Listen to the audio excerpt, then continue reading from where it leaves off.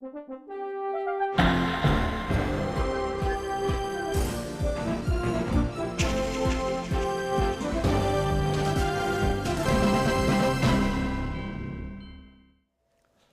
2부 시작하겠습니다. 먼저 주요 뉴스부터 전해드립니다. 승리와 정준영 등의 카카오톡 대화방에서 언급된 경찰총장이 총경급 인사라는 진술이 나왔습니다. 버닝썬 유착 경찰관들에 대한 구속 여부는 오늘 결정되고 병무청은 승리가 입영 연기원을 제출하면 신중하게 검토하겠다고 밝혔습니다. 최선희 북한 외무성 부상은 평양 주재 외교관과의 외신 기자 간담회에서 미사일 발사나 핵실험 중단 등 북한의 변화에 맞는 상응 조치를 미국이 취하지 않는다면 타협이나 대화를 계속할 생각이 없다고 말했습니다.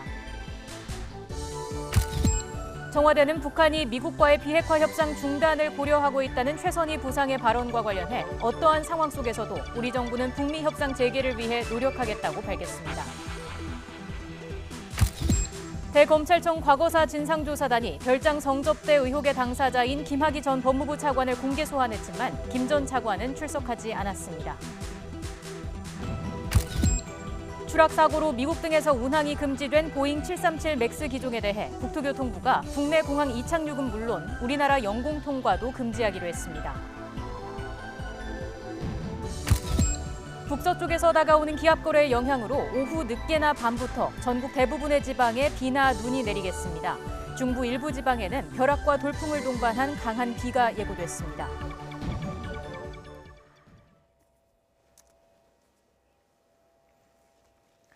네, 별장 성접대 의혹 재조사와 관련해 대검찰청 진상조사단의 소환 통보를 받았던 김학의 전 법무부 차관이 예정된 시각까지 검찰에 출석하지 않았습니다.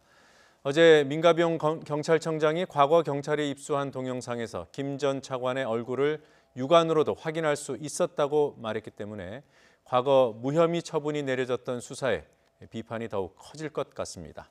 취재기자 연결합니다. 조성호 기자. 네, 서울 동부지검입니다. 네, 3시까지 나오라고 했는데 아직도 안 나왔어요? 네, 출석 예정 시각이 지나도록 김학의 전 차관의 모습은 보이지 않았습니다. 대검 진상조사단은 며칠 전에 김 전 차관 측에 오늘 나와서 조사받으라고 통보했고요. 어제 오후에 공개 소환한다고 기자들에게 공지했습니다. 방금 대검 진상조사단에서 알려온 사실이 있는데요. 금일 예정됐던 조사와 관련해서 3시 20분쯤까지 김학의 전 차관이 출석하지 않았고 연락도 닿지 않아 조사가 무산됐다고 밝혀왔습니다. 네, 취재진도 별도로 확인해 봤는데 김 전 차관 측 연락이 닿지 않고 있는 상황입니다. 진상조사단은 검찰과 달리 수사 권한이 없기 때문에 강제로 불러서 조사할 방법은 없습니다. 김 전 차관은 2013년 건설업자 윤중천 씨의 별장에서 성접대 등을 받았다는 의혹이 제기되면서 법무부 차관 임명 엿새 만에 사퇴했습니다. 당시 검찰이 2차례 수사했지만 영상 속 인물이 김 전 차관인지 확실하지 않고 증거도 부족하다는 이유로 모두 무혐의로 결론났습니다. 네, 강제 소환할 수 없다니까 참 답답해집니다. 자, 그런데 경찰은 김 전 차관 모습을 눈으로 쉽게 확인할 수 있는 동영상을 이미 6년 전 수사 당시에 확보했었다 이렇게 밝혔죠. 검찰 수사가 부실했다는 것 아닌가? 이건 의혹이 아닌 이제 사실로 봐도 되는 거 아닌지요? 네, 어제 국회 행정안전위원회에 출석한 민감용 경찰청장이 답변 과정에서 말한 내용입니다. 2013년 수사 때 경찰이 관련 동영상을 여러 개 확보했는데 김 전 차관의 얼굴을 명확하게 알아볼 수 있는 영상이 있었다는 겁니다. 경찰청장 발언 내용 들어보겠습니다. 명확한 거는 그 후에 5월에 입수했는데 그 육안으로도 그 식별 가능성도 명확하기 때문에 감정 의뢰 없이 이건 동일인이다라는 것으로 검찰에 송치했다고 합니다. 네, 당시 경찰은 동영상 속 인물이 김 전 차관이 맞고 성폭행 혐의로 재판에 넘겨야 한다는 의견으로 사건을 검찰에 넘겼습니다. 하지만 검찰이 무혐의 처분했기 때문에 검찰 수사가 부실했던 것 아니냐는 의혹이 증폭되고 있는 상황입니다. 네, 예전 검찰 수사 과정에 문제가 있었다는 의혹을 규명하는 게 이번 진상조사의 목표이고요. 자, 그런데 김 전 차관 조사가 무산이 되면 어떻게 되는 겁니까? 차질을 피하기 어렵겠어요? 네, 그렇습니다. 조사단이 이례적으로 공개 소환 카드를 꺼낸 건 의혹 당사자인 김 전 차관을 상대로 성접대 사실이나 수사 과정을 직접 묻는 게 불가피하다는 판단에 따른 겁니다. 따라서 조사 계획의 차질은 불가피해 보입니다. 다만 조사단도 반드시 소환해 조사할 필요가 있다는 입장이라서 다시 소환을 통보할 예정입니다. 조사단은 김학의 전 차관 측과 다음 소환 일정 조율 등을 통해서 직접 조사하는 방안을 계속 강구할 방침이라고 밝혔습니다. 계속 거부한다면 비공개로 불러 조사할 가능성도 있습니다. 김 전 차관은 2013년 경찰 소환에는 불응했지만 검찰에는 비공개로 한 차례 나와 조사받은 적이 있습니다. 여기에 경찰의 증거 누락, 전현직 군 장성의 별장 출입 의혹 등이 새롭게 제기돼서 조사단이 확인하고 있는데요. 안타깝게도 조사단의 진상규명 활동은 오는 31일 종료를 앞두고 있습니다. 김 전 차관 조사가 무산되면서 활동기간 내에 조사가 제대로 마무리되긴 쉽지 않기 때문에 진상조사단은 활동기한 연장을 법무부에 다시 요청할 걸로 보입니다. 지금까지 서울 동부지검에서 YTN 조성호입니다. 불법 성관계 동영상 유포 혐의를 받는 정준영 씨와 성매매 알선 혐의를 받고 있는 승리 씨가 오늘 아침까지 밤샘 조사를 받았습니다. 경찰은 이들과 유착 정황이 드러난 경찰총장이 총경급 고위 간부라는 진술을 확보해 사실관계 파악에 나섰습니다. 취재기자 연결해 보죠. 이종구 기자. 네, 사회부입니다. 네, 유착 의혹이 일었던 이른바 경찰총장 누구인지 곧 밝혀지는 겁니까? 네, 그렇습니다. 승리와 정준영 등 연예인과 관계자들이 참여한 문제의 카카오톡 대화방에서 경찰총장이라는 생소한 단어가 등장했습니다. 지난 2016년 7월 이 대화방에서 다른 업소와의 문제가 발생했는데 경찰총장이 걱정 말라고 했다는 언급이 나오면서 경찰과의 유착 정황이 불거진 겁니다. 하지만 경찰총장은 정식 직제명이 아니었기 때문에 그 정체가 누구인지를 두고 각종 의혹이 일었습니다. 고위 경찰 관계자일 거라는 추측이 나온 가운데 경찰은 조사 과정에서 경찰총장이란 인물은 총경급 인사라는 진술을 확보한 것으로 알려졌습니다. 총경은 일선 경찰서의 서장에 해당하는 고위 직책입니다. 하지만 앞서 이 자료를 검토했던 제보자 측은 이 인물이 강남경찰서 서장보다는 윗급의 인물이라고 밝히기도 했습니다. 따라서 경찰은 확보한 진술을 토대로 이 인물이 누구인지 그리고 연예인들과 어떤 관계를 맺고 실제 수사 무마 등 봐주기가 있었는지를 확인할 계획입니다. 네, 정준영 씨와 승리 씨 밤새 조사를 받았는데 어떤 내용의 조사를 받았을까요? 네, 먼저 정준영 씨는 어제 오전 10시에 경찰에 출석했다가 21시간 만에 집으로 돌아갔습니다. 오늘 아침 7시쯤 경찰청사에서 나왔습니다. 불법 성관계 영상을 촬영하고 지인들에게 유포한 혐의를 받고 있습니다. 특히 이번 사건의 발단이 된 카카오톡 대화방 역시 정 씨의 휴대전화에서 유출됐기 때문에 이 대화의 진위 등을 놓고 정 씨에게 확인해야 할 내용이 상당히 많았던 것으로 전해지고 있습니다. 초췌한 모습으로 청사에서 나온 정 씨는 모든 걸 솔직하게 진술했다며 최근 논란이 된 이른바 황금폰도 경찰에 냈다고 말했습니다. 경찰은 정 씨로부터 휴대전화 3대를 제출받아 디지털 자료를 복원하는 포렌식 작업을 벌이고 있다고 밝혔습니다.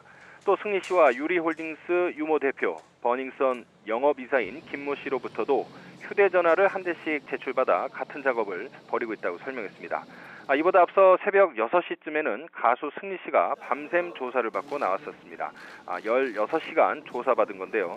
카톡 대화방에서 드러난 성접대 알선이 실제로 이뤄졌는지 전후 배경 등에 대해 동업자이자 친구인 유리홀딩스 유모 대표와 강도 높은 조사를 받았습니다. 승리 씨는 조사를 마친 뒤 오는 25일로 예정된 입영을 연기하고 경찰 수사를 끝까지 받겠다고 밝혔습니다. 본인이 그렇게 입영 연기를 신청하면 입영 연기가 확정되는 건지요? 네, 아직 확정된 건 아닙니다. 병무청은 경찰 수사를 받는 승리가 입영 연기원을 제출할 경우 규정에 따라 검토하겠다며 원론적인 입장을 밝혔습니다. 병역법을 보면요, 입영 연기를 결정할 수 있는 사례를 극히 제한하고 있습니다.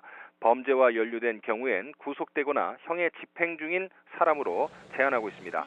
하지만 병역법 시행령을 보면 그 밖에 부득이한 사유로 병역 의무를 이행하기 어려운 사람은 병역 이행을 연기할 수 있다고 명시되어 있습니다. 이에 따라 병무청은 승리가 부득이한 사유로 입영을 연기할 만한 사례에 해당하는지 심사를 거쳐 연기 여부를 결정하겠다고 설명했습니다. 지금까지 사회부에서 YTN 이종구입니다. 정준영 성관계 동영상 사건은 사건의 속성상 2차 피해를 만들어내기 십상입니다. 실제로 M1 여성 연예인들의 피해가 실제로 발생하고 있습니다.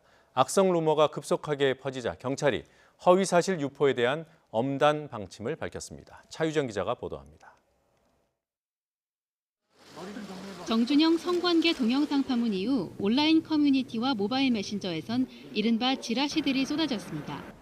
대부분이 유명 여성 연예인을 불법 촬영 피해자라고 지목하는 내용입니다. 여기 언급된 여성 연예인들의 이름은 곧장 포털 실시간 검색어와 연관 검색어에 오르며 빠르게 퍼져나갔습니다. 이런 식으로 피해본 여성 연예인들은 확인된 것만 10명이 넘습니다. 피해 연예인들은 자신의 SNS를 통해 관계없는 일이라며 직접 해명에 나섰습니다. 일부 소속사에서는 연예인들의 명예와 인격이 심각하게 훼손됐다면서 강력한 법적 대응 방침을 밝히기도 했습니다. 하지만 적극적인 해명과 강력한 경고에도 피해가 계속되자 경찰이 직접 나서 엄단 방침을 밝혔습니다. 당사자들의 명예훼손이나 2차 피해가 심각한 만큼 경찰은 적극적으로 수사해서 이와 같은 행위가 재발하지 않도록 최선을 다하겠습니다. 경찰은 지라시를 단순 유포하기만 해도 명예훼손죄로 처벌받을 수 있다고 경고했습니다. 특정인을 거론하면서 허위 사실을 작성하고 유포하면 7년 이하의 징역형을 받을 수 있습니다. 경찰은 피해자 측의 고소고발이 접수되면 적극적으로 수사하겠다고 강조했습니다. YTN 차유정입니다. 클럽 버닝썬 폭행 사건으로부터 번진 승리 정준영 의혹과 관련해 소속사들의 섣부른 대응도 도마 위에 올랐습니다. 무조건 아니라고 잡아떼며 법적 책임을 운운하다가 의혹이 사실로 드러나면 번번이 입장을 번복해 눈살을 찌푸리게 하고 있습니다. 최두희 기자가 보도합니다. 승리가 성접대 의혹의 피의자로 입건되는데 결정타가 된 단체 대화방 내용이 공개되자 소속사인 YG 측은 조작된 문자 메시지라며 즉각 반박했습니다. 하지만 이튿날 경찰 조사를 통해 소문의 진상이 규명되길 희망한다더니 소속 가수를 철저히 관리하지 못한 점을 반성한다고 꼬리를 내렸습니다. 경찰 수사에서 해당 대화방도 실제 존재했던 것으로 드러나며 YG는 처음에 거짓 해명을 한 셈입니다. 정준영과 불법 촬영 영상과 관련해 부적절한 대화를 나눴다는 의혹이 불거진 뒤 용준형의 소속사 어라운드어스 측도 처음엔 사실이 아니라고 반박했습니다. 하지만 용준형이 정준영과 대화를 주고받았다는 사실을 인정하자 정확한 팩트체크를 하지 못했다며 사과했습니다. 최종훈의 소속사인 FNC 측도 처음 의혹이 불거진 직후 이번 사건과 관련이 없다며 선긋기에 나섰습니다. 이후 과거 음주운전과 사건 무마 청탁 의혹으로 번지자 정확하지 않은 입장 발표로 혼란을 일으켰다며 고개를 숙였습니다. 부정적 여론을 잠재우려고 처음엔 사실 무근이라며 강경 대응을 운운하는 소속사 대응 방식은 어제 오늘 일이 아닙니다. 전문가들은 소속사 측에서 사건의 전후 맥락을 꼼꼼하게 따져야 한다고 지적합니다. 1차적으로 자기 소속 연예인들에게 벌어지는 어떤 일들에 대한 앞뒤 정황을 완전히 파악한 다음에 그다음에 뭔가 공식적인 발표를 하는 것이 좀 더 정확히 맞다 이렇게 볼 수 있겠죠. 소속 연예인들의 관리는 소홀히 하면서 일이 터지면 무조건 가짜뉴스라며 으름장을 놓는 구태의연한 대처 방식이 결국 화를 키웠다는 비판이 일고 있습니다. YTN 최두입니다. CN블루 이종현 씨의 소속사도 마찬가지였습니다. 해당 소속사는 이종현 씨의 불법 촬영물 공유 의혹과 관련해 이 씨가 부적절한 대화에 대해 반성하고 있다고 말했습니다. 소속사는 어제 추가 의혹이 불거진 뒤 이종현 씨와 연락했고 본인 역시 카카오톡에서 영상을 보거나 여성 비하 대화 등을 한 것을 뉘우치고 있다고 말했습니다. 앞서 지난 12일 군복무 중에 경찰 수사를 받은 이종현 씨는 경찰 제시 자료에 문제가 될 만한 내용이 없자 본인이 사건과 무관하다고 말했고 소속사는 이를 토대로 입장문을 냈습니다. 여야 4당은 신속처리 안건 지정, 이른바 패스트트랙 절차로 선거법 개정안을 처리하겠다던 오늘까지 최종안을 합의하지 못하고 있습니다. 여야가 지금도 물밑에서 협상을 이어나가고 있지만 오늘 안에 패스트트랙 처리를 하는 것은 어렵지 않겠느냐는 전망이 나오고 있습니다. 취재기자 연결합니다. 김주영 기자. 네, 국회입니다. 네, 어떤 부분에서 이견을 보이고 있습니까? 네, 원래 오늘 예정됐던 신속처리 안건 지정 이른바 패스트트랙의 핵심은 선거법 개정안입니다. 선거법 개정안의 내용에 있어서는 어느 정도 공감대가 있습니다. 더불어민주당과 바른미래당은 의석수가 300석을 넘지 않는 수준에서 가능한 비례성을 높이자는 데까지는 접점을 찾는 분위기입니다. 하지만 바른미래당 내부에서 선거법 개정안을 여야 합의가 아닌 패스트트랙으로 처리하는 것 자체에 부정적인 여론이 여전히 남아있다는 것이 문제입니다. 또 공수처법과 검경 수사권 조정 법안을 함께 패스트트랙 처리하자는 민주당의 주장에 대해서도 바른미래당 내 반발이 있습니다. 다른 야당인 민주평화당과 일부 무소속 의원들도 민주당안은 진정성이 없어 보인다며 이번 패스트트랙 진행에 반대하는 목소리를 냈습니다. 이런 가운데 연동형 비례대표제 자체를 반대하는 자유한국당은 오늘 긴급 의원총회를 열고 여야 4당의 움직임에 대한 대응 방안을 논의했습니다. 나 원내대표는 의원총회 직후 기자들과 만나 모든 방법을 동원해 패스트트랙 추진을 막겠다고 강조했습니다. 이처럼 여야 사이에 이견이 쉽게 좁혀지지 않고 있는 가운데 한국당은 비례대표제 폐지와 국회의원 정수를 10% 줄이는 법안을 당론 발의했고 바른미래당 김관영 원내대표는 협상을 이어나가겠다는 입장을 거듭 밝혔습니다. 네, 오늘 오전에도 국회 상임위들이 진행됐습니다. 어떤 내용이 논의됐습니까? 네, 오늘은 국회 행정안전위원회, 문화체육관광위원회, 환경노동위원회가 열렸습니다. 가장 관심을 모은 것은 선관위 업무 보고가 진행된 행안위였습니다. 최근 선거법 개정안과 관련해 여야가 치열한 공방을 벌이고 있는 가운데 의원들은 어떤 선거제도가 우리 현실에 적합한지를 두고 선관위를 상대로 질의에 나섰습니다. 여야 의원들의 질의 들어보겠습니다. 야당 원내대표가 비례대표제가 선진국 제도가 아니다는 식으로 발언을 했는데 동의하십니까? 예, 선거구제는 나라마다 각자 사정에 따라서 다양한 제도를 갖고 있기 때문에 지금 정부 여당에서는 일방적으로 이렇게 패스트트랙으로 밀어붙인다고 하니까 이게 빨리 결정될 리가 없다는 거죠. 이와 함께 오늘 회의에는 지난 대선 당시 문재인 캠프에 소속됐었다는 의혹을 받고 있는 조혜주 중앙선관위 상임위원도 출석했는데요. 의혹의 사실 여부를 묻는 일부 야당 의원들의 거센 추궁에 조 의원은 사실이 아니라고 강하게 해명했습니다. 이와 함께 진행된 문체위에서는 박양우 문화체육관광부 장관 후보자의 인사청문회를 오는 26일 진행하기로 했고요. 환노위에서는 경사노위의 파행 원인을 둘러싼 여야 의원들의 송곳 질의도 이어졌습니다. 지금까지 국회에서 YTN 김주영입니다. 북한이 미국의 상응 조치가 없으면 대화할 생각이 없다고 밝혔습니다. 최선희 외무성 부상은 평양에서 이 같은 내용을 전하면서 김정은 국무위원장이 곧 미사일 발사와 핵실험 중단에 대한 입장을 결정할 것이라고 말했습니다. 국제부 연결하겠습니다. 김태현 기자. 네, 국제부입니다. 네, 북한이 지금까지와는 다른 입장을 표명했군요. 네, 그렇습니다. 최선희 북한 외무성 부상은 오늘 오전 평양 주재 외교관과 외신 기자들을 불러 긴급 간담회를 열었습니다. 이 자리에 참석한 AP통신 기자에 따르면 최선희 부상은 15개월 동안 북한이 취한 미사일 발사와 핵실험 중단 조치에 상응하는 미국의 조치가 없다면 북한은 대화를 계속할 생각이 없다고 밝혔습니다. 최 부상은 미국이 지난 2월 말 하노이 회담에서 황금 같은 기회를 버렸다며 이같이 말했습니다. 최 부상은 북한이 미사일 발사와 핵실험을 계속 중단할지 여부는 이제 김정은 국무위원장에게 달려있다고 강조하면서 조속한 시일 안에 김 위원장이 결정을 내릴 것이라고 예상했습니다. 최선희 부상은 또 하노이 북미 정상회담에서의 대화 상황도 언급했습니다. 김정은 위원장이 당시 미국의 이상한 협상 자세를 보고 당혹스러워했는데 트럼프 대통령은 적극적으로 협상을 하려는 데 반해 폼페이오 국무장관과 볼턴 보좌관은 단호하고 강경한 태도를 보였다고 소개했습니다. 최선희 부상은 그러나 현재 북미 두 정상의 관계는 여전히 좋고 대화 분위기도 매우 좋다고 설명했습니다. 러시아 타스 통신도 관련 내용을 보도했습니다. 최 부상은 우리는 미국의 요구에 어떤 형태로든 양보할 의사가 없다면서 미국과의 협상을 중단하는 것을 고려하고 있다고 말했다고 전했습니다. 최 부상은 또 김정은 위원장이 북한의 향후 행동 계획을 담은 공식 성명을 곧 발표할 것이라고 말했다고 보도했습니다.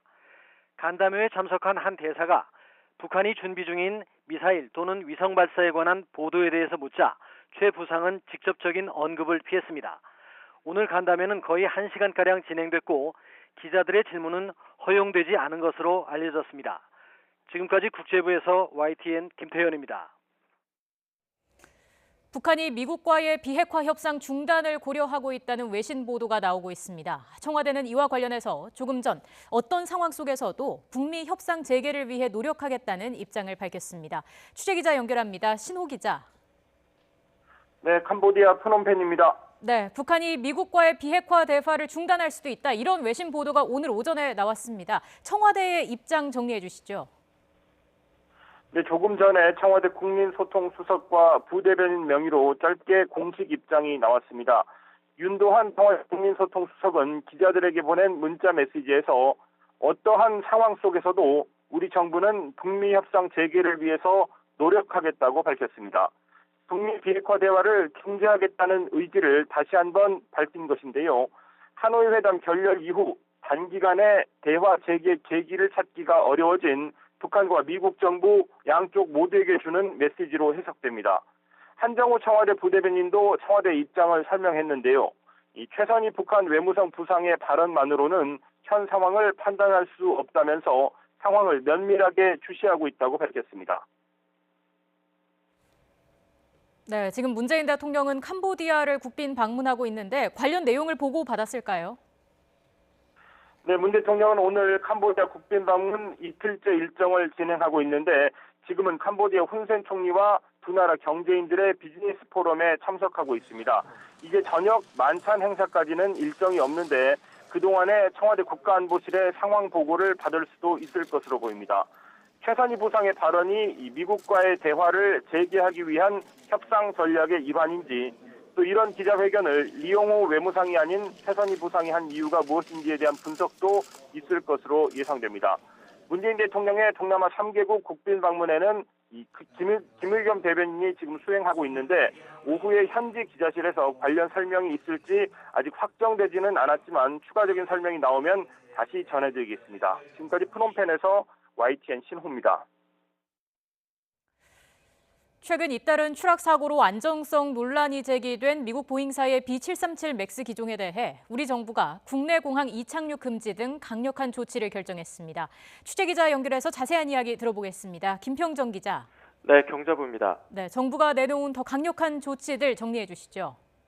네, 국토교통부가 보잉사가 만든 B737 맥스 기종의 국내 공항 이착륙은 물론 우리 영공 통과도 아예 못하도록 했습니다.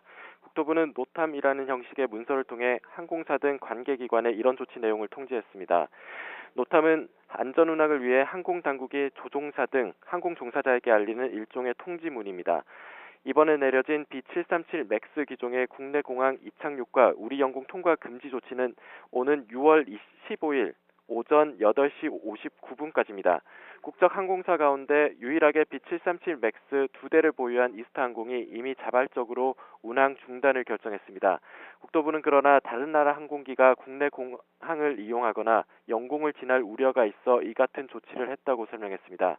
현재 이스타항공을 제외하고 국내 공항을 이용하거나 한국 영공을 지나는 항로에 B737 맥스를 투입하는 국적 항공사나 외항사는 없습니다. 미국 보잉사의 최신 기종인 B737 맥스는 최근 5개월 사이 2차례나 탑승자 전원이 사망하는 추락 사고가 발생해 안전성에 대한 우려가 커진 상태입니다. 이에 따라 중국과 인도네시아를 비롯해 아시아와 유럽, 중동, 아프리카 국가들이 이 기종의 운행을 금지했고 일부 항공사는 자체적으로 운항 정지를 결정했습니다.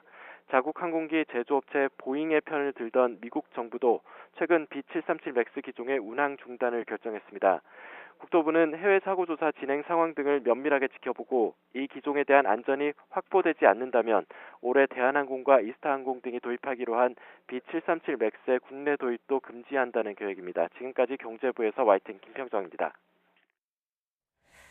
미국 항공기 제조사 보잉은 추락 공포로 전 세계에서 잇따라 운항 금지 조치가 내려진 737 맥스 기종 항공기에 항공사 인도를 중단했다고 밝혔습니다. 보잉은 미 연방항공청의 일시적 운항 금지에 따라 시애틀 인근 공장에서 생산한 737 맥스 제트라이너의 고객사 인도를 중단했다고 말했습니다. 현재 보잉은 737 맥스 기종 4,617대를 주문받아 놓은 상태고 옵션 구매도 613대에 이르는 것으로 알려졌습니다. 이를 금액으로 환산하면 6,330억 달러, 약 719조 원에 달합니다. 미국 연방 상원이 트럼프 대통령의 국가 비상사태 선포에 반대하는 결의안을 표결에 붙여 통과시켰습니다. 트럼프 대통령의 경고에도 여당인 공화당 내에서 반란표가 나오면서 결의안이 통과됐습니다. 김원배 기자입니다.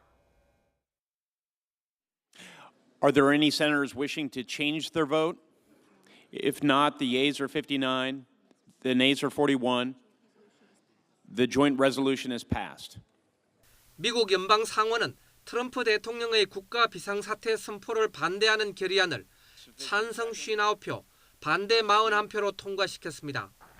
트럼프 대통령은 자신의 대표 공약인 멕시코 국경 장벽 건설을 위한 예산을 확보하기 위해 지난달 15일 국가 비상사태를 선포했습니다.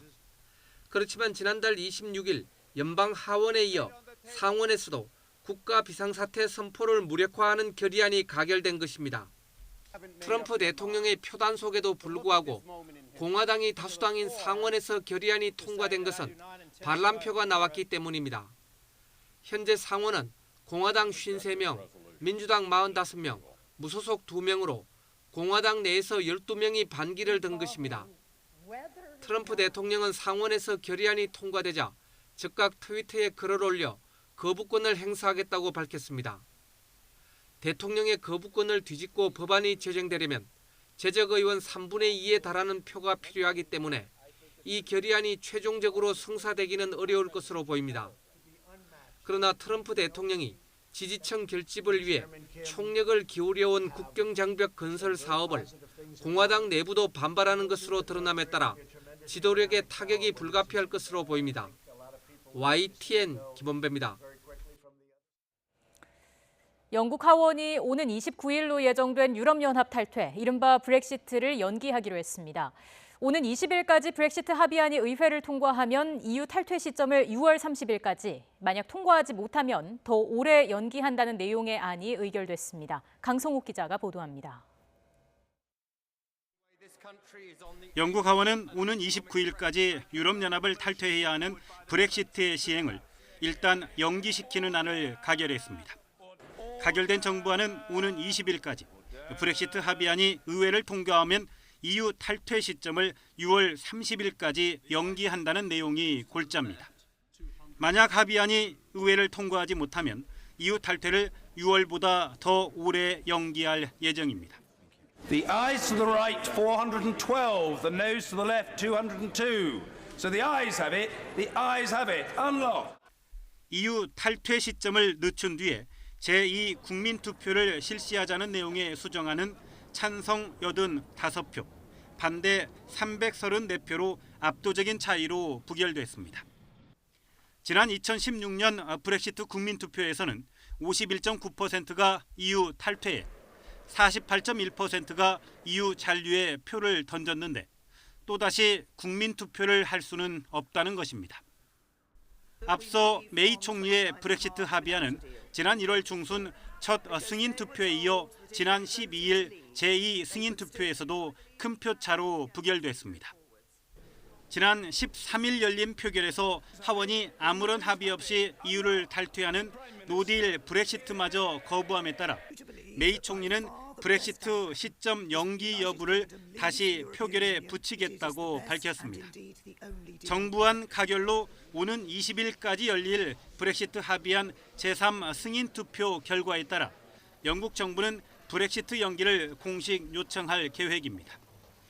영국을 제외한 EU 27개 회원국이 이를 만장일치로 받아들이면 브렉시트 시점은 늦춰집니다.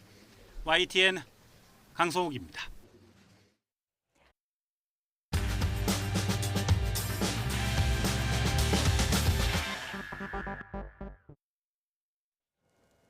며칠 사이에 북한 관련 2개의 보고서가 나왔습니다. 하나는 유엔 안보리 대북제재위원회의 전문가 보고서, 또 하나는 미국의 국가별 인권 보고서입니다. 매년 나오는 연례 보고서들이지만 시기가 시기여서 민감한 관심이 모였습니다. 보고서에 담긴 내용에서 북한을 향한 국제사회의 메시지, 특히 미국의 메시지를 읽어내는 것이 중요해 보입니다. 박원곤 한동대 국제지역학과 교수 나와 계십니다. 어서 오십시오. 네, 안녕하세요. 안녕하세요. 조금 전에 보도된 그 북한 외무성 부상 최선희 부상의 발언에 대해서 좀 먼저 여쭤봐야 될 것 같습니다. 미국의 상응 조치가 없으면 대화 안 할 수도 있다. 이 얘기는 다시 핵실험할 수도 있다. 뭐 이런 얘기인가요? 예, 뭐 그런 내용을 비롯해서 지금 1시간을 사실은 질의응답을 받지는 않고 1시간을 얘기했다 지금 조금 전에 보도에 나왔습니다만 예, 평양에서요. 예, 네. 그렇죠. 이제 구체적인 내용이 아마 조금 더 알려질 것이라고 생각을 합니다. 몇 가지 이제 주목할 만한 것이 있는데 방금 말씀하신 것처럼 그런 입장, 북한이 앞으로 어떻게 이제 할 것인가에 대한 네. 공식적인 입장을 발표할 것이다라고 얘기를 했고요. 또 하나 지금 핵심적인 얘기를 하는 것을 보면 이번 회담이 결렬된 이유를 예. 폼페이오 장관과 볼튼 보좌관이 여전히 북한에 대해서 적대감을 갖고 있다. 그런 얘기를 하면서 그럼에도 그 트럼프 대통령과 김정은 위원장 사이의 궁합, 네. 케미스트리라는 표현을 썼는데는 여전히 좋다. 그래서 여지는 열어놨습니다. 예. 중요한 것은 아마 조만간에 북한의 공식 입장이 좀 발표될 가능성이 있는데요. 그것을 좀 봐야 될 것 같습니다. 그 최선희 부상이 결국 결정은 조만간 김정은 위원장이 할 것이다라고 했는데 그 결정이 담긴 입장이 나올까요? 뭐 지금까지 북한 정부에서 공식적으로 2차 북미 정상회담 이후에 북한이 예. 비핵화에 대해서 어떤 입장을 갖고 있는지에 대해서 정확히 밝히지는 않았습니다. 예. 물론 이제 다른 선전 매체들을 통해서 이제 계속 한반도의 비핵화를 추진하겠다라는 얘기는 했었고 예. 또 대화와 이 협상은 지속하겠다라는 얘기를 했지만 정부 차원에서 뭐 예를 들어서 외무성 대변인 담화라든지 뭐 그 이상의 급이 있습니다만 그런 발표는 나지 않았거든요. 예. 그래서 아마 이 최선희 부상이 얘기를 하는 것은 그런 수준의 북한의 정부의 공식 입장이 지금 발표하겠다 그렇게 밝힌 것으로 일단 이해할 수 있겠습니다. 예, 뭐 대화 안 하겠다, 핵실험하겠다 이런 입장이 나올 가능성은 현재로서는 낮게 보는 게 뭐 현명한가요? 현재로서는 예, 크진 않고요. 지난 1월 달에 김정은 위원장이 신년사에서 얘기했고 또 이번 회담이 결렬돼서 최선희 부상이 새벽에 기자회견에서 얘기한 것처럼 새로운 길, 예. 또 그런 부분에 대한 입장이 이전보다는 조금 더 명확히 얘기될 가능성이 있고 더불어서 지금 계속 말하는 것처럼 미국이 상응 조치를 취하지 않으면 지금까지 나름대로 북한이 조치를 취했는데 이제 더 이상 조치를 취할 수 없다. 이제 그런 또 나름대로의 북한의 입장을 정리해서 발표할 가능성은 있다라고 생각을 합니다. 예. 자, 앞서 말씀드린 두 개의 보고서, 하나는 제재와 관련된 것이고 하나는 북한 인권과 관련된 것인데 보도를 보면은 좀 뉘앙스가 다르다고들 평가들 하더군요. 예, 그렇습니다. 긍정 요소와 부정 요소가 다 있어 보이는데 어느 쪽에 방점이 찍혀 있습니까?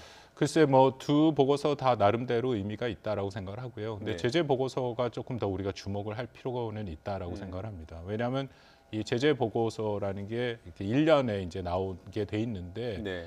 사실상 북한의 본격적인 제재가 부과된 후에 나오는 첫 보고서다. 우리가 그렇게 볼 수 있거든요.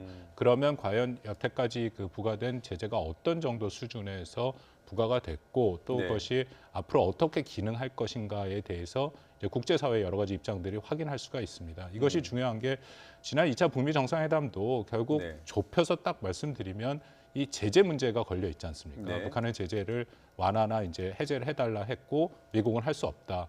그렇기 때문에 이 제재가 지금 어떻게 작동하고 있는가에 대해서는 우리가 좀 정확히 알 필요가 있다라고 생각이 되고요. 예. 인권 보고서 같은 경우에는 사실 매년 나오는 겁니다. 미 국무부에서 북한뿐만 아니라 이제 그 몇 국가들에 대해서 인권 보고서가 나오기 때문에 물론 주목은 해야 되지만 예. 그 상대적 비중은 조금 떨어진다라고 생각이 됩니다.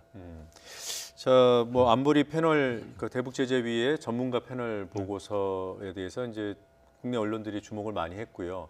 그걸 보면은 북한이 대화한다고 해놓고 제재 다 위반해 왔다 이런 뉘앙스로 읽힙니다. 그리고 위반 사례들이 매우 중해 보일 정도로 보도가 되고 있더군요.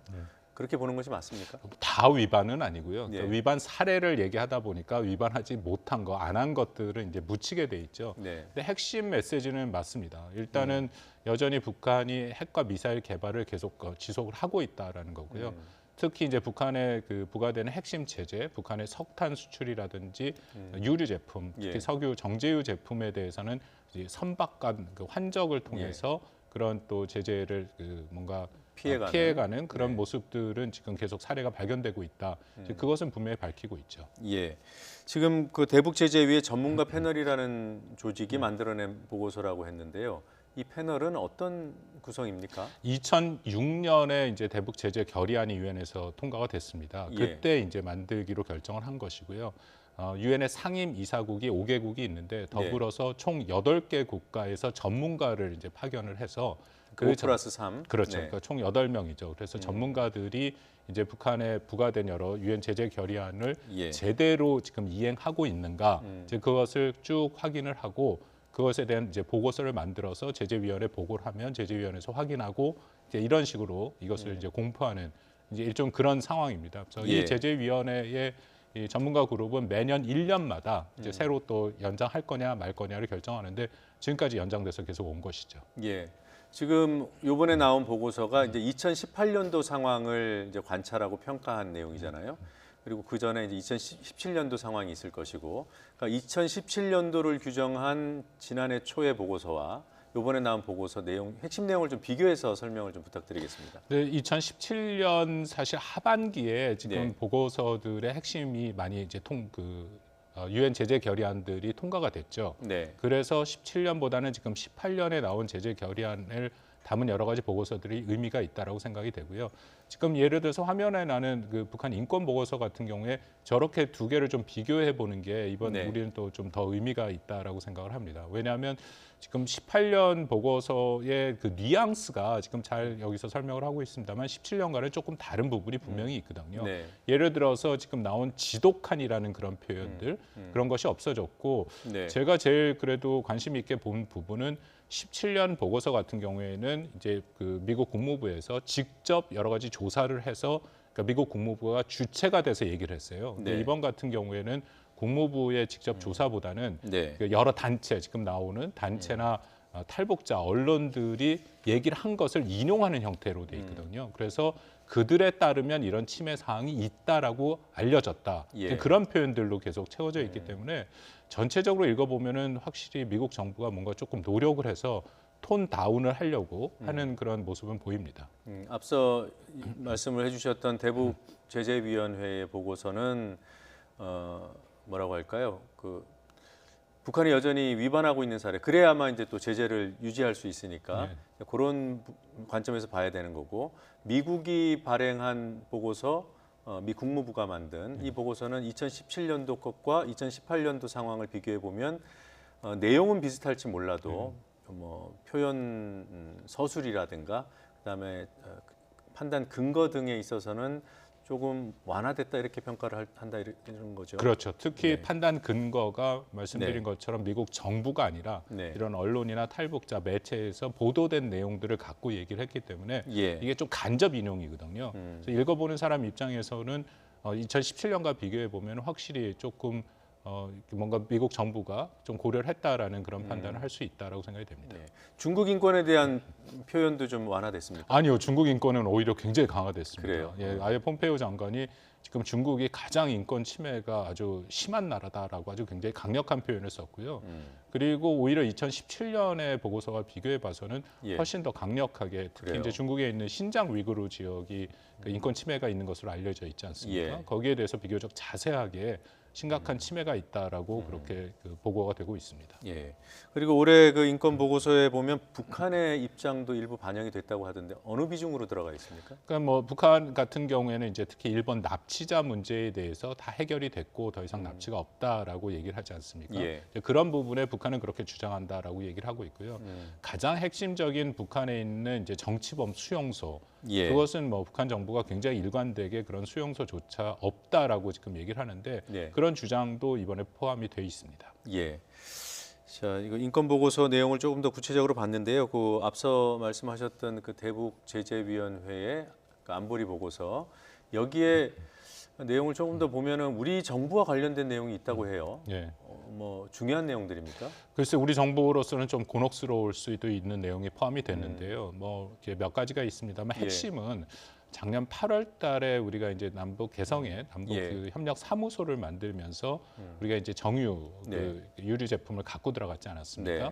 그것을 이제 그 제재위원회에서 문제 제기를 한 거죠. 신고를 안 했다고. 신고를 안 했다고. 근데 그때 이미 이제 많이 얘기가 됐지 않았습니까? 이게 제재 위반이냐 아니냐 하는데 우리 정부는 제재 위반이 아니다라고 했는데 이번 제재위원회 보고서에도 명확히 제재 위반이다라고 결론을 내리지는 않았습니다. 근데 문맥을 다 읽어보면 결국 제재 위반이다라고 읽을 수밖에 없거든요. 왜냐하면 이게 기술적으로 모든 이 유류 제품을 북한에 가져가면 그 가져간 제품을 한국이 사용하든 미국이 사용하든 상관없이 무조건 북한에 반입이 되면 신고를 하게 돼 있습니다. 그걸 신고를 안 하면 그것은 제재 위반이죠. 근데 우리 정부가 제재 위반이 아니라고 하는 논거는 뭡니까? 모은 것은 우리는 가서 그것을 우리가 사용했다는 겁니다. 예. 그러니까 이거는 정말 한국을 위해서만 사용을 한 것이고, 그래서 그 반입을 한 것도 한국이 주체고 가서 사용한 것도 한국이 주체니까 네. 이것은 제재 위반이 아니다라고 얘기를 했는데, 그 제재 위반 조항을 보면은 이것은 영토가 기준입니다. 그러니까 무조건 누가 주체가 돼서 쓰고 안 쓰고가 중요한 것이 아니라 북한에 넘어가기 전에 제재위원회에 보고를 해야 된다라는 거죠. 네. 그러니까 이것을 통해서 우리가 배울 수 있는 게 이 제재라는 것이 지금 우리가 생각하는 것보다 굉장히 강력합니다. 그러니까 지난번 금강산 갈 때 우리 뭐 방송에서들 다 아셨지만 카메라도 다 못 갖고 들어갔지 않습니까? 네. 그거는 10%의 미국 부품이 있으면 반입이 안 되죠. 지금 화상상봉도 뭐 드디어 이제 결정이 날 것 같습니다만 우리가 가져갈 뭐 모니터라든지 카메라가 또 같은 제재 위반에 걸리거든요. 네. 그러니까 이번에 그 제재위원회 보고서에도 그런 내용들이 포함이 돼 있는 거죠. 신고해서 예외를 인정받고 들어가는 게 그게 그렇죠. 좋겠군요. 그리고 문재인 대통령도 그 보고서에 한카트 들어가 있다고 하는데 어떤 내용입니까? 그거는 이제 그 지난 9.19 그 평양에 방문을 했을 때 예. 뭐 사진에 나옵니다만 김정은 위원장이랑 벤츠 머세데스 벤츠 저기 이제 탑차죠. 저거를 네. 타고 갔는데 저런 그 고급 승용차는 사치품으로 분류가 돼서 저건 제재 위반입니다. 그럼 예. 벌써 이전부터 저런 모든 종류의 사치품은 북한 반입 금지였거든요. 저게 새로 들어간 물품이 예, 새로 들어간 거로 지금 생각을 판단을 하고 하는 있습니다. 거죠. 아마 네. 2012년 이후에 들어간 것으로 지금 판단을 하고 있는데 네. 정확한 반입 경로는 제재위원회에서도 파악을 못 하고 있습니다. 근데 네. 다만 저것은 확실하게 제재 위반은 맞다라는 거죠. 근데 뭐 우리 정부 입장에서 또 한국 사람 입장에서 좀 불편하죠. 하필이면 그냥 사진만 그 저 자동차의 사진만 보여주면 되는데 우리 대통령과 같이 있는 모습이 예. 있으니까 이것은 뭐 어떤 해석을 하는지에 좀 달려 있습니다만 우리 입장에서는 그렇게 썩 편한 것은 아니다라고 그러게요. 생각합니다. 꼭 마치 그 뭐 들여다보면 아닌 건 알겠지만 그래도 우리 정부를 대표하는 그 대통령이기 때문에 꼭 저 사진을 썼어야 하는가라는 그런 생각을 하게 됩니다. 네. 그런데 그럼에도 불구하고 싫었단 말이에요.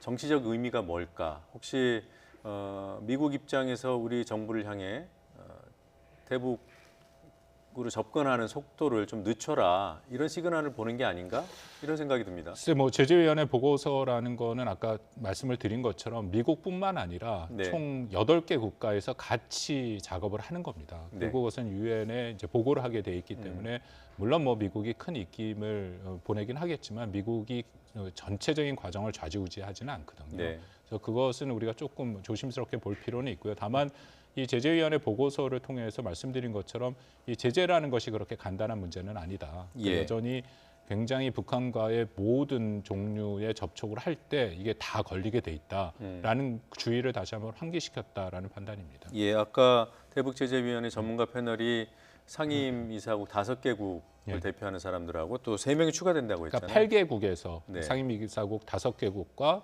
총 포함한 3개국 이상이죠. 그러니까 예. 8개국에서 네. 파견된 전문가들로 구성되어 있습니다. 예, 나머지 3명도 각각 다른 나라들이지 예, 뭐 다른 미국 위원이거나 그렇지 않다는 거죠. 예. 네. 앞으로 북미 관계가 어떻게 될까? 이제 결국 이제 질문은 그쪽으로 수렴해서 드리게 됩니다. 뭐 최선희 부상 같은 경우에 뭐 여러 가지 얘기를 하면서도 트럼프 대통령과 김정은 위원장의 관계는 좋다라고 했잖아요. 트럼프 대통령도 뭐 폼페이오, 볼턴 등은 다른 얘기를 해도 본인은 김정은 위원장과 관계가 좋다고 합니다. 믿어도 됩니까? 이거는 매우 중요하죠. 만약에 그 마지막 그 남은 이 부분이 없어진다면은 정말 예. 어려워진다라고 생각이 되거든요. 지금 이 북미 간의 협상이 굉장히 많은 비판에도 직면했고 또 예. 이번에 결렬되고 그러면서도 우리가 완전히 이 협상 자체가 파탄이 났다라고 얘기하지 않고 여전히 희망을 갖고 있는 것은 예. 말씀하신 것처럼 결국 북한의 김정은 위원장과 미국의 트럼프 대통령 둘이 계속해서 서로 간에 그 대화의 필요성과 상대방의 존재를 인정하고 있다는 거거든요. 예. 그래서 만약에 미국이나 북한 일방에서 상대방 지도자에 대한 비난이 나오기 시작한다면 이거는 걷잡을 수 없습니다. 그러니까 이거는 우리가 어쨌든 협상 국면을 이어가고 이 문제는 협상을 통해서 해결할 수밖에 없다라는 전제를 가진다면 예. 그래도 이 양국 지도자 간의 그 마지막 선을 넘지 않는 것은 여전히 매우 중요하다라는 판단입니다. 혹시 북한에서 친서를 트럼프 대통령한테 보낼까요? 뭐 북한은 일단 입장을 좀 정리를 하고 있다라고 생각이 되거든요. 네. 최선희 부상도 얘기한 것처럼 나름대로 입장을 좀 정리를 하고 있다라고 생각하고 글쎄요. 친선은 뭐 지금 7차례 이상을 뭐 9차례까지도 얘기를 하고 있는데 그것을 통해서 2차 북미 정상회담이 이루어졌지 않습니까? 예. 근데 지금 친선은 아마 조금 효력이 떨어졌다라는 판단을 할 겁니다. 시기의 문제가 아니라 효용성이 떨어질 것이다. 그러니까 왜냐하면 친선을 통해서 북한이 원했던 거는 정상 간의 회담이었거든요. 예. 그래서 사실 2차 북미 정상회담이 이루어졌는데 지금 다시 친서를 보낸다 하더라도 뭐 미국의 입장이 굉장히 완강한 상태고 북한도 네. 마찬가지고 그 입장차가 줄어들지 않는 한 그렇게 이전과만큼의 효력을 발휘하기는 좀 어렵다라는 판단을 할 것이다 생각이 되네요. 예. 자, 얼마 전에 최근에 그 북한의 최고인민회의 대의원대 대의원들이죠. 대의원들을 뽑는 선거가 있었고 거기에 보통 이제 북한 최고 지도자가 출마를 한다고 하더군요. 김정은 위원장이 출마를 안 했어요. 왜 그런 겁니까? 글쎄 이번에 출마 안 한 것은 굉장히 의아한 일이고요. 왜냐하면 뭐 김정은 위원장 외에도 뭐 아버지 할아버지 다 출마를 해서 대의원의 자격이 있었거든요. 그러니까 처음으로 북한의 최고 지도자가 대의원에 나가지 않은 것, 최고인민회의 대의원에 나가지 않은 것이다라고 보이는데요. 이것은 뭐 의미가 나름대로 있다라고 생각이 됩니다. 아마 4월 초에 이제 최고인민회의 대의원회의가 다시 이제 처음으로 이제 새롭게 임기를 시작을 하는데 아마 그 장면에서 김정은 위원장이 그냥 대의원의 한 명이 아니라 인민의 대의원으로 좀 추대될 가능성이 있다라고 생각이 되거든요. 그건 어떤 뭐 있는 지위는 아닐 거 아니에요. 왜냐하면 지금은 뭐 그 김정은 위원장 같은 경우에 지난번 선거에 나와서 그 백두산 111호라는 선거구에서 당선이 됐습니다. 상징적인 의미였거든요. 근데 전체 대의원이 687명이거든요. 그러니까 687명 중에 한 명으로 당선이 돼서 대의원의 자격을 가졌는데 실질적으로 최고인민회의의 대의원 회의를 하면 거기에 이제 상임위원장도 있고 의장도 있죠.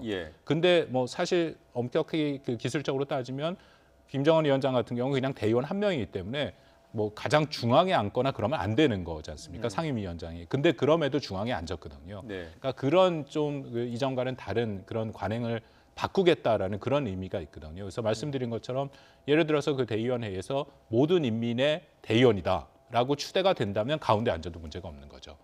근데 지금은 그렇게 아니고 선거로 돼 있으면 그냥 한 명으로 앉아야 되기 때문에 그런 좀 비정상적인 것들을 지금 고치고 있는 그런 과정이다라고 좀 조심스럽게 예측을 해봅니다. 예, 그러면 뭐 가칭 전인민의 대의원이라는 그런 없었던 직위가 생겨나는지도 좀. 그러니까 뭐 상징적인 의미로 얘기가 될 거고요. 그리고 김정은 위원장은 지금 국무위원회 위원장이라는 타이틀을 갖고 있으니까 최고인민회의가 형식상은 입법기관이거든요. 그러니까 정부의 수장이 또 입법기관에서 가운데 앉는다라는 게 이게 뭐 정상적인 모습은 아니죠. 그러니까 그런 것들을 뭔가 좀 조정하는 과정이다.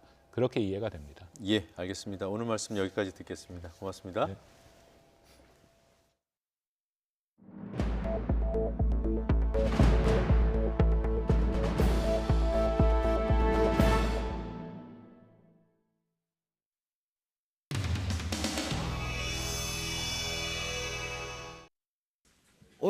오늘이 111일째입니다.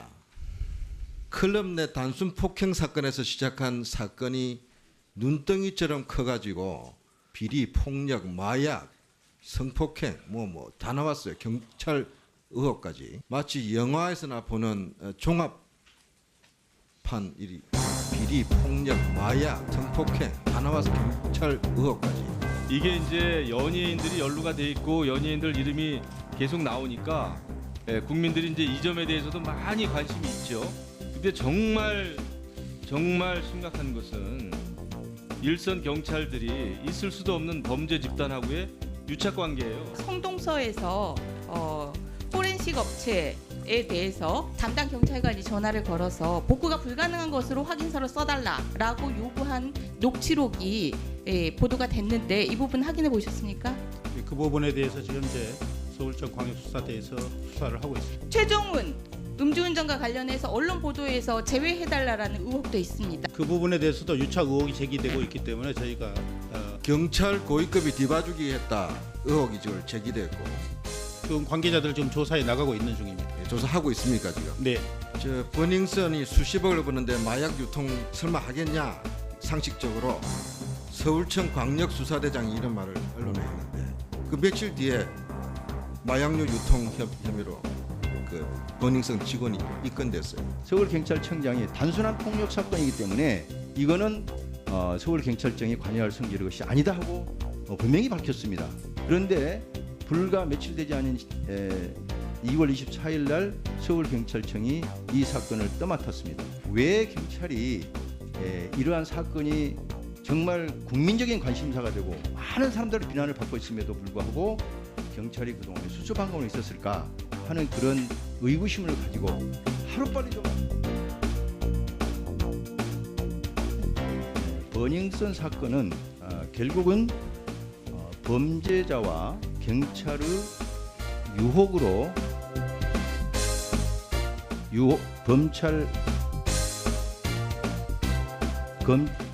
범죄와 경찰의 유착 의혹으로 지금 번지고 있습니다. 그 말씀 이해하시겠죠? 네. 검찰 유혹으로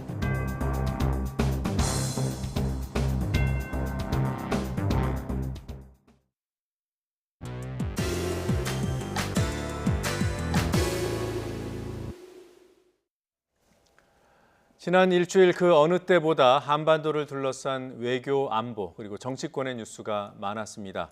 하노이 회담이 결렬된 뒤 북미 관계가 또다시 냉각되는 게 아닌가 하는 우려 속에 정치인에게 가장 영광스러운 자리라는 교섭단체 대표 연설에서 제1야당의 원내대표는 정부의 대북 정책과 대통령을 향해 선정적인 단어로 맹비난했습니다. 네, 북미 간 대화 분위기는 또다시 위태롭고 여야의 대북 정책은 정면 충돌하는 양상입니다. 오늘은 북미 회담 후 정치 보도는 어땠는지 커뮤니케이션 정치경제학 박사이신 최은경 전남과학대 교수 그리고 미디어 평론가인 김민하 전 미디어스 편집장과 이야기 나눠보겠습니다. 두 분 안녕하십니까? 네, 어서 오세요. 네. 자, 이번 주 분석 주제부터 살펴볼까요? 네, 북미 회담 후의 정치 보도 분석 어떤 키워드들로 분석을 하셨습니까? 네, 이번에 키워드에는 좀 인물 이름으로 좀 갈 수밖에 없었습니다. 네. 그래서 나경원 원내대표 이름과 그다음에 문재인 대통령, 그다음에 김정은, 그다음에 북미 회담과 대북 정책이 아무래도 같은 맥락의 내용이기 때문에 이렇게 총 한 4개에서 5개의 키워드였습니다. 예, 나경원 원내대표 이름을 넣은 특별한 이유가 있을까요? 예, 방금 말씀해 주셨듯이 지난 한 주 동안의 이슈는 굉장히 많았는데요. 네. 그중에서도 어쨌든 교섭단체의 대표 연설로서 예. 남겨놨던 굉장히 큰 파장들이 있었죠. 때문에 빼놓을 수 없었습니다. 예, 그렇군요. 그리고 신문 전체 보도량을 좀 살펴보도록 하겠습니다. 네, 어떻습니까? 조선일보, 중앙일보 주요 이슈마다 보도량이 워낙 많은 신문이긴 합니다만 네네. 300건 전후에 많은 보도량을 쏟아냈습니다. 네네. 그 아무래도 기간은 저희가 이제 지난 금요일부터 목요일까지 해서 한 7일 정도입니다. 예. 보수 신문과 진보 신문 그러한 성향들을 가지고 있는 신문들을 섞어서 이렇게 분석을 하는데 늘 사실 아쉬움은 있습니다. 5개 신문사만 하다 보니까 네. 그럼에도 불구하고 대표적인 이 보수 신문의 정치적인 성향에 맞춰서의 이 보도량과 또 진보 신문에 대한 보도량은 확연히 좀 차이가 나는 물론 동아일보가 조금 다른 양상을 보이긴 했는데요. 예. 극명하게 네. 좀 차이도 났습니다. 경향신문 보도가 200건이 넘었던 것이 좀 특이하게 보였는데요. 네네. 어떤 특이점이 있습니까?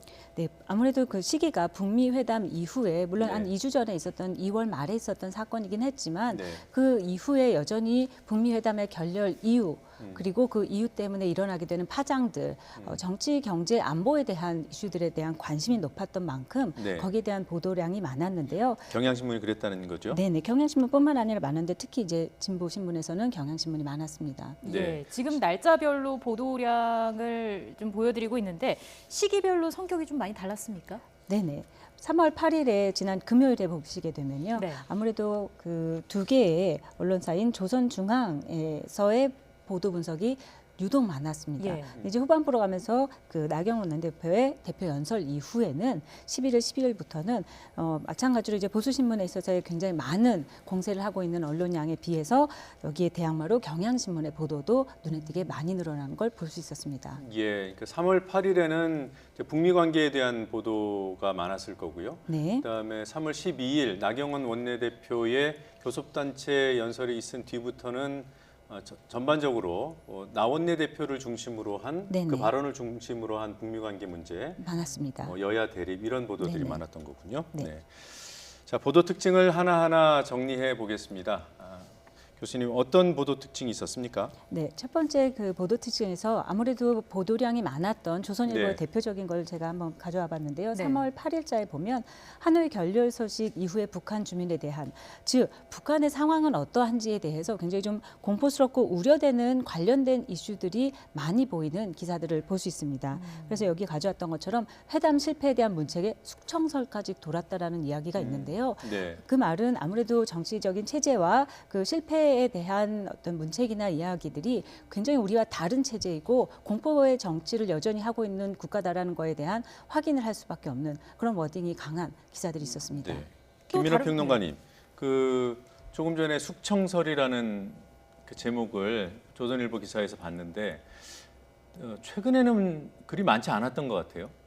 과거에는 네. 어땠습니까? 과거에 이제 뭐 이 장성택 숙청이라든지 뭐 이런 예. 거는 이제 지금 김정은 정권에서 어떤 권력 체제를 좀 강고히 하기 위한 그런 종류의 이제 정치적 수청이 있었고, 그 다음에 더 이제 이전에 김정일 정권이라든지 이럴 경우에는 어떤 경제 정책이라든지 이 정권이 추진한 어떤 정책이 실패했을 경우에 그 실패를 이제 그 북한의 지도자가 책임을 질 수가 없으니까 그 체제 특성상 그 실무자가 이제 대신 책임을 지면서 숙청이 되는 경우들이 있었습니다. 예. 이번의 경우에는 2차 북미 정상회담이 어쨌든 간에 결렬로 돌아간 것이고, 그래서 그것에 대한 책임을 아무래도 뭐 실명들도 이제 뭐 일부 언론들에서는 거론도 했는데 네. 좀 이런 이제 협상에 앞선 실무 협상이라든지 이런 부분에서 책임을 졌던 이제 당 간부나 또 이런 사람들이 혹시 숙청이 되지 않을까라는 얘기들이 있었던 거는 또 사실이거든요. 네. 근데 지금 상황을 이렇게 보면은 실제로 뭐 그런 거는 아닌 것 같아서 이런 보도들이 좀 추측성으로 많이 이제 이루어진 차원이 있다 이렇게 보여집니다. 예, 숙청이라는 표현 있잖아요. 우리 만약에 정부 책임자 뭐 어떤 정책에서 책임을 져야 되면 경질설, 뭐 책임론 뭐 이렇게 표현하는데 왜 북한과 관련해서는 숙청이라는 단어를 쓸까요? 일단 북한에서는 우리는 이제 경질이다 이러면은 이제 그 직을 이제 해임하고 그다음에 네. 이제 자기가 원래 하던 직업으로 돌아가든지 아니면 뭐 좀 재밌게 얘기하면 야인으로 돌아가는 거 아니겠습니까? 근데 북한에서는 이제 그런 경우도 물론 있지만 예를 들면 이제 뭐 어디 뭔가 이제 그 노동교화소로 보낸다든지 예. 뭐 이런 따로 혁명화 조치 뭐 이런 것들을 거치는 경우가 있어서 그런 경우에 이제 따로 숙청 뭐 이렇게 부르는 경우가 있는 것 같고 과거에 이제 그 북한에서 화폐 개혁이 실패했다든지 이런 경우에는 아예 총살해 버린 사례도 있거든요. 그래서 그런 좀 우리가 흔히 생각할 수 없는 정도의 어떤 그것들을 하기 때문에 그래서 예. 이제 숙청 뭐 이렇게 부르는 그런 사례들이 있었던 것 같습니다. 저런 표현은 문제가 없다고 보시는 거군요. 일단 그런데 과거에 이제 그런 사례가 있다고 해서 지금 뭐 나름대로 변화하려고 하는 북한의 입장에서 지금도 그런 거냐, 지금도 일반적으로 그런 이제 그 정권의 운영 방식이 통용되고 있는 거냐, 네. 이걸 이제 확인해봐야 되는 시점이긴 한데요. 네. 그런데 그런 것들이 없는 상황에서 그냥 이제 과거의 사례처럼 숙청될 거다 이렇게 보도하는 것이 사실은 좀 상당한 추측성, 그리고 우리가 흔히 술자리에서 하는 얘기 수준의 그런 얘기에 가까운 것이어서 저는 문제가 없다라고까지 얘기하기는 좀 어려운 것 같습니다. 예. 그 북한에 대한 부정 인식을 부추기는 추측성 보도 또 다른 기사 사례가 있습니까? 네, 여기서 그치지 않았고요. 그 기간 동안에는 보시다시피 김일성, 김정일 시신 보존에만 매년 굉장히 큰 돈을 40만 달러를 쓰고 있다라는 뉴스가 이 기간 동안 나왔는데요. 네. 사실 이런 식으로 북한이 이런 북미 회담의 결렬 이후에 여전히 공포 정치와 공포 사회로서의 어떤 무시무시한 짓을 하고 있는지에 대한 그런 프레임과 그런 어떤 추측성 기사들을 많이 볼 수 있었습니다. 그러니까 비정상 국가라는 것을 그렇죠. 강조하기 위한 그런 보도 의도를 의심해 보는 네네. 거죠. 네네. 네.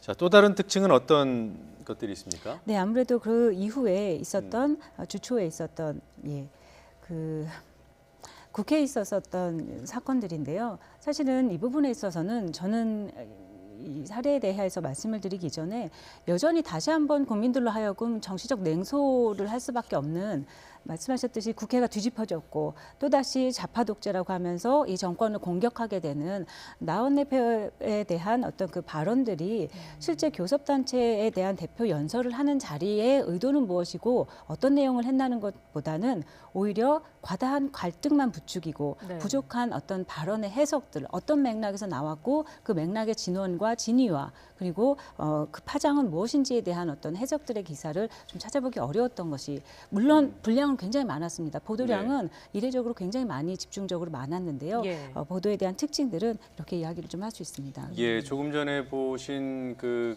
그래픽 화면 좀 오해의 소지가 있어서 제가 간단히 좀 설명을 드리면 일단 나경원 원내대표 3월 12일 교섭단체 연설에서 나온 그 김정은 대변인 발언이 맞습니다. 여러 언론의 주목을 받았습니다만 네네. 이 발언을 가지고 빚어진 여야 갈등을 언론이 과도하게 부추기는 보도를 했다. 그런 점을 네네. 지적해 주신 거고 네네. 그것의 한 사례로 한겨레 신문의 화면 왼쪽 기사를 지금 네네. 제시해 주셨는데 네. 그것에 비해서 발언의 의미를 정치적인 의미를 해석해 주는 분석 기사는 상대적으로 부족했다. 네네. 그런데 지금 화면 오른쪽에 지금 최 교수께서 제시해 오신 기사는 그 부족한 기사들 중에 그나마 하나 있는 것으로서 네. 그러니까 긍정적인 의미의 사례로 제시했다라는 것을 이해해 주시기 바라겠습니다. 네. 네, 이어서 방송 보도 내용도 한번 같이 좀 살펴보겠습니다. 보도량부터 짚어보겠습니다. 네. 지금 보면은 KBS 12건, MBC 19건, SBS가 15건이었는데 종편 4사는 모두 20건이 넘었어요. 네네. 종편 4사에 대한 보도 일자를 보게 되면 물론 좀 특징은 있지만 전반적인 통계상으로 봤을 때는 비중이 이렇게 차이가 났는데 지상파 방송사에서는 보도를 좀 자제했다면 오히려 그 종편 4사에서는 굉장히 뜨겁게 많은 보도를 했다고 볼 수 있습니다. 네, 이 종편 방송사들의 보도량이 상대적으로 많은 것은 전반적으로 뭐 정부에 대한 비판적인 보도가 많았습니까? 아니면 달랐습니까? 좋은 지적이라고 저는 생각을 하는데요. 왜냐하면 지금 분위기가 지난 한 주 동안 있었던 제가 키워드로 잡았던 이 이슈도 사실은 저희 교섭단체에 대한 아까 말씀드렸듯이 굉장히 정치적으로 특히 안보와 경제에 대한 이야기를 주로 했습니다. 네. 그러다 보면 북미 회담 결렬 이후에 해야 되는 진지한 논의들이 굉장히 많습니다. 그럼에도 불구하고 많은 부분에 대한 내용과 프레임과 방향들은 정권에 대한 비판이 오히려 목적이었고 주된 내용으로 남았다는 것이 굉장히 아쉬웠습니다. 예, 뭐 정부 비판을 하지 말라는 건 아니지만 그럼요. 그런 측면이 있다는 말씀이시죠? 네네. 자, 보도 날짜별로도 한번 살펴보겠습니다. 어떤 특징이 있었나요? 네네. 이 부분에서는 큰 특징이 없었는데 그 원내대표의 발언 이전에 3월 8일에 있어서도 특히 MBN의 보도가 보시다시피 굉장히 네. 많은 것을 볼 수 있고요. 제일 그래프가 높은 막대 그래프 높은 것이 네네. 3월 8일, 3월 12일 주목해 보면 MBN 보도라는 말씀이시죠? 네, 맞습니다. MBN의 경우는 굉장히 시리즈로 유사 언론에 대한 기사들을 굉장히 많이 보도했던 것들을 볼 수 있는데요. 보도에 대한 내용들을 보더라도 분명하게 이번 정권에 대한 어떤 그 대북관회나 혹은 아시다시피 이제 이번 정권에서 2기 내각에 대한 어떤 후보자들에 대한 발표가 있었습니다. 네. 연동해서 같이 해서 굉장히 맹공격을 하는 것들을 볼 수 있었습니다. 정부에 대한 비판이 MBN 같은 경우에 좀 두드러졌다. 네네. 네. 혹시 MBN 보도 보셨나요? MBN 보도를 비롯해서 뭐 여러 가지 종편 보도들이 가지는 특징들이 사실은 네. 공통적으로 나타났다고 이제 생각이 되는데요.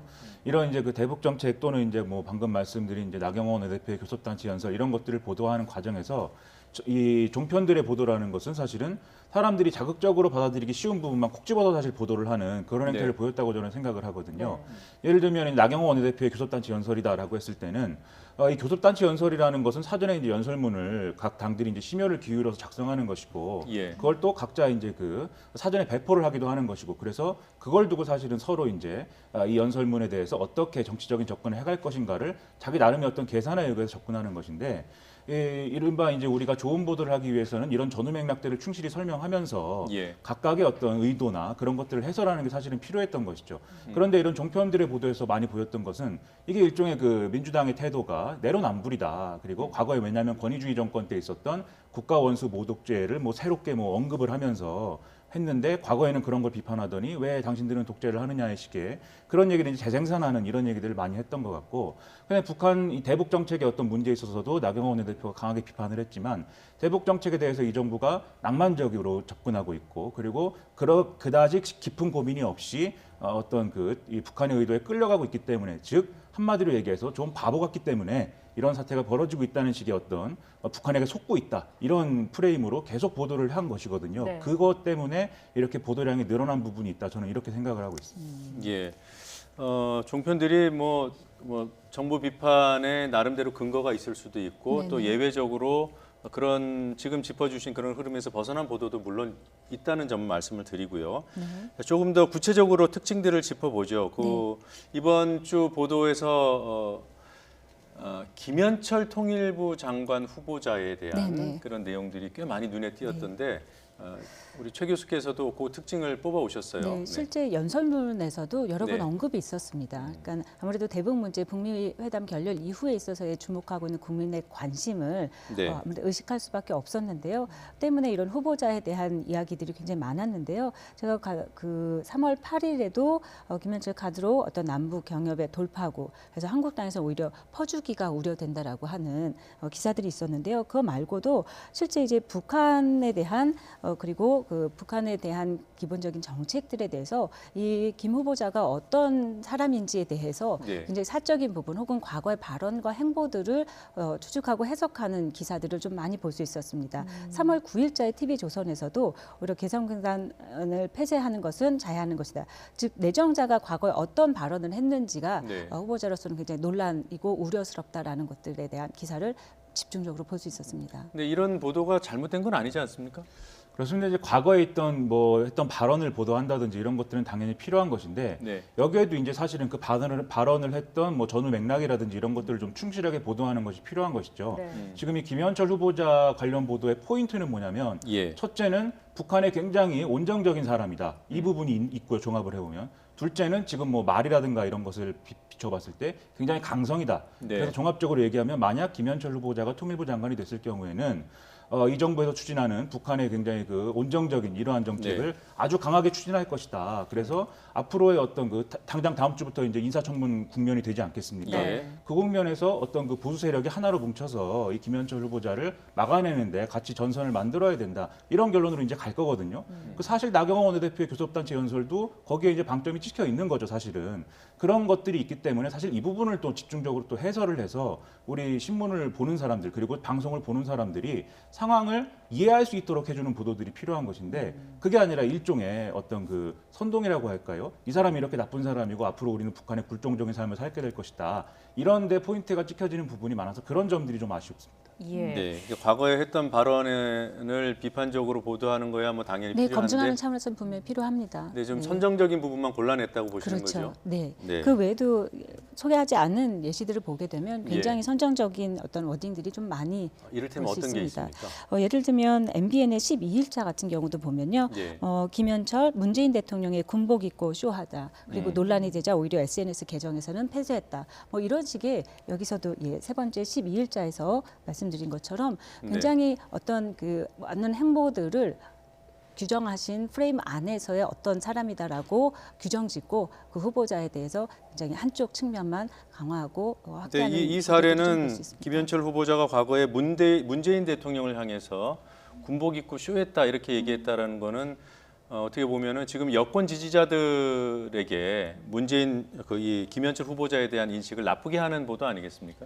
그런 의도도 이제 있을 수 있다고 보고요. 왜냐하면은 아무래도 이 정권에서 이제 대통령을 향한 강한 네. 지지라는 것은 또 정치권의 이제 뜨거운 어떤 감자이기도 하니까요. 네. 그런 부분이 하나가 있는가 하면 사실은 또 하나의 의도가 방금 말씀드린 이런 부분에 대해서도 자기 편에 대해서도 심지어 이렇게 강하게 얘기를 하는 사람이다. 아주 강성의 성향을 갖고 있는 사람이다.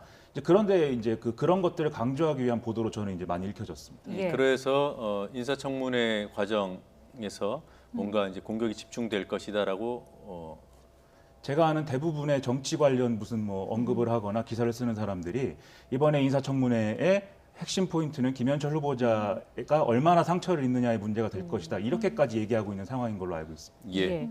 자, 다른 특징도 좀 살펴보겠습니다. 어떤 게 있었나요? 네, 아무래도 가장 하이라이트가 될 수 있는 어떤 원내대표에 대한 이야기들인데요. 그 발언들에 대한 어떤 보도가 여전히 선정적이고 자극적이고 그래서 이번에도 국회에서 무엇인가 좀 해보는가 보다. 현 여당이 그리고 정부가 어떤 개각을 하려는 데 있어서의 문제는 이렇게 지적되고 개선이 되는가 보다라는 기대보다는 여전히 어떤 난장판, 난타전, 갈등, 아수라장에 대한 풍경을 지울 수 없었습니다. 그래서 12일자의 JTBC를 보게 되면요.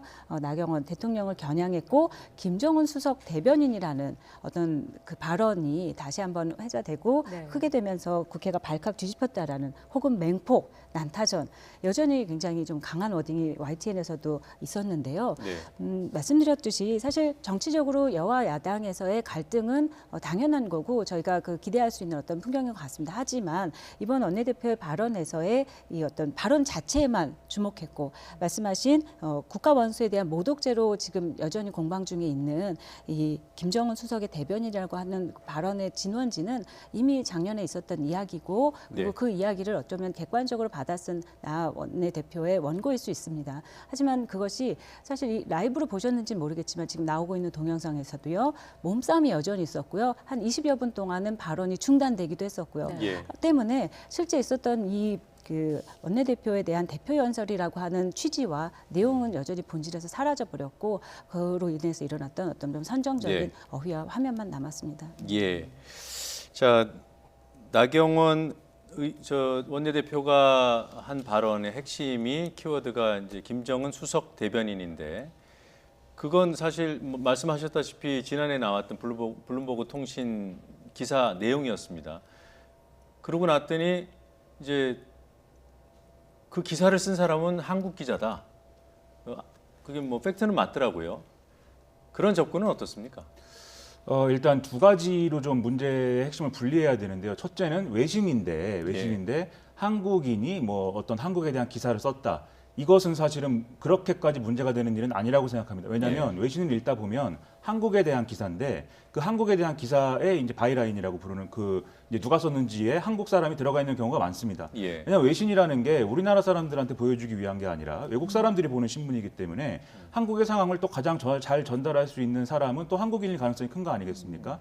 그런 차원에서 이제 어떤 세계적인 뭐 유통망을 갖고 있는 외신의 경우에는 이런 식의 좀 해당 국가에 있는 어떤 사람의 어떤 그 기사를 싣는 경우가 이제 뭐 있는데요. 네. 없는 일이 아닙니다.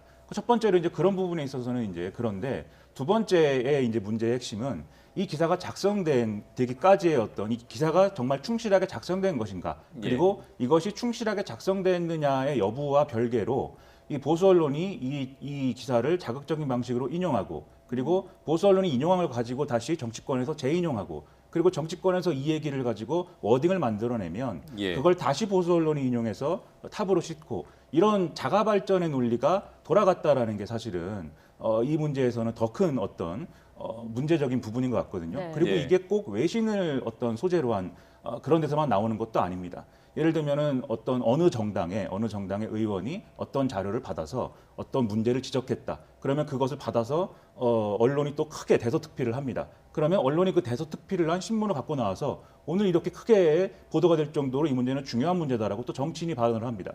이렇게 어떤 계속 자가 발전하는 논리들이 이번에도 사실은 확인이 된 것이죠. 거기다가 이것은 외신이었기 때문에 외신의 형태를 하고 있었기 때문에 외국 사람들이 보는 신문이기 때문에 우리나라의 문제를 더 객관적으로 보여준 그런 기사였을 것이다. 그래서 문재인 대통령이 김정은의 수석 대변인이라는 시각을 외국 사람들이 되게 갖고 있는가 보다. 이런 이제 어떤 인식을 확산시킨 것이기 때문에 이 배경에 깔려 있는 악의적인 그런 것들이 저는 중요한 문제라고 생각을 합니다. 그러니까 이런 점을 깨는 데는 그러면 그 기사를 어떤 기자가 썼는지는 뭐 팩트를 확인할 필요가 있는 건가요? 네, 실제 팩트를 확인하는 부분에 있어서는 기자나 저널리즘에 있어서 기본이라고 생각을 합니다. 그만큼 나원 대표도 연설장에서도 많은 공방이 있고 할 때 그 현장에서 이거는 이미 보도된 바 있고 우리는 인용했을 뿐이다라는 말씀을 하시기도 했는데요.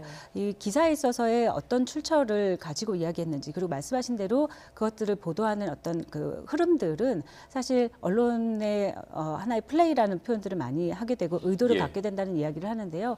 그런 면에서 저는 어떻게 보면 TV 보도에서는 지상파나 그다음에 JTBC를 좀 포함해서 좀 자제하면서 오히려 이 보도의 공방들을 부추기고 키우지 않았던 것도 상대적으로 좀 주목할 만하지 않았나라는 생각을 했고요. 네.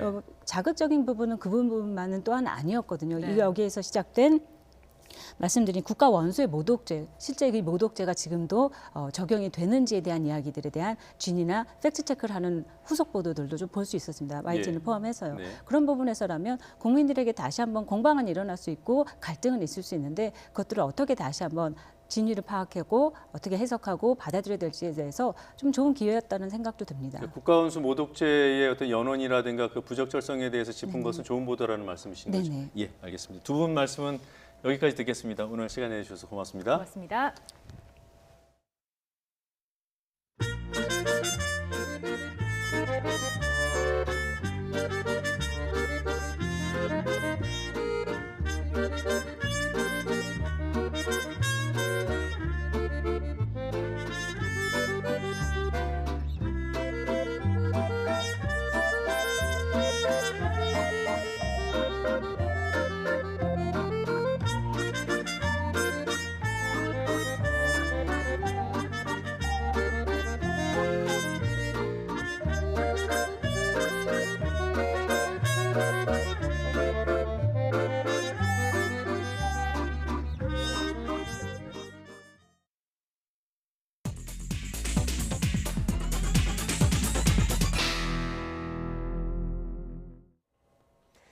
뉴스브리핑입니다. 자유한국당 김성태 의원은 딸의 KT 특혜 채용 의혹은 세간의 뜬 소문으로 제1야당 전임 원내대표를 겨냥해 정치 공작으로 기획된 정황이 다분하다고 주장했습니다. 김 의원은 입장 자료를 통해 딸은 2년여의 힘든 파견 비정규직 생활을 하다가 KT 정규직 공채에 응시해 시험을 치르고 입사했다고 거듭 강조했습니다. 이어 수사 검찰조차 김성태 의원이 채용 청탁을 한 정황은 확인되지 않았다는 마당에 여론몰이식 넘겨짚기로 수사를 유도하는 언론 보도 행태는 자제해달라고 밝혔습니다. 자율형 사립고인 전북 전주 상산고등학교 학부모들이 전북도 교육청의 자사고 평가 계획에 반발해 총궐기 대회를 열었습니다. 전국 각지에서 모인 학부모 1000여 명은 오늘 오전 상산고 교정에서 전북교육청까지 약 2km 거리를 행진했습니다.